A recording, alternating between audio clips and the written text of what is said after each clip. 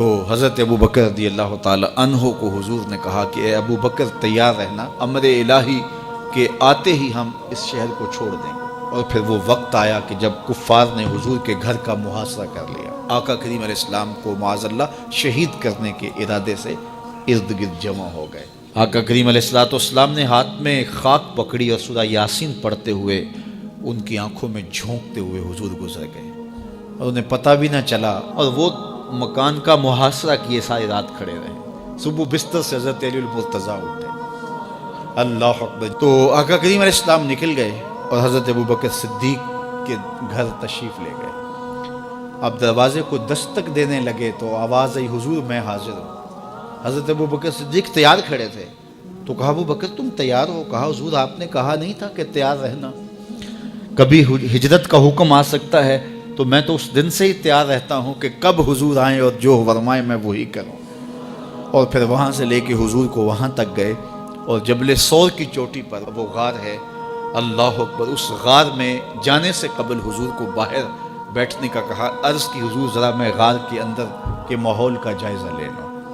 غار کے اندر اترے، پہلے اس کو صاف کیا غار کو، پھر دیکھا جگہ جگہ سوراخ تھے، تو اپنا امامہ پھاڑ کے قمیض اتار کے اس کے ٹکڑے کر کے ان سوراخوں میں کپڑا دے دیا۔ 2 سوراخ ایک روایت کے مطابق، اور ایک روایت کے مطابق 1 سوراخ بچ گیا، اس میں اپنی ایڑی رکھ دی، اور پھر آواز دی جان عالم اندر تشریف لائی۔ تو آقا کریم علیہ السلام غار میں چلے گئے، تو سیدنا صدیق اکبر رضی اللہ تعالی عنہ نے اپنی گود میں آپ کا سر رکھا اور حضور لیٹ گئے۔ اللہ اکبر، کیا منظر ہوگا! صدیق اکبر نے حضور کو دیکھا اور جی بھر کے دیکھا، اور ایسا دیکھا کہ کوئی اور شریک بھی نہیں تھا۔ یہ واقعہ حضرت سیدنا عمر سے روایت ہے، کتب صحاح میں ہے، اور حضرت عمر رضی اللہ تعالی عنہ یہ بات بیان کرتے ہوئے رو پڑے، اور آپ کہا کرتے تھے کہ ابو بکر یہ غار والی نیکی مجھے دے دیں اور میری ساری زندگی کی نیکیاں لے لیں۔ اللہ اکبر۔ تو حضور علیہ السلام حضرت ابو بکر صدیق کی آغوش میں ہیں۔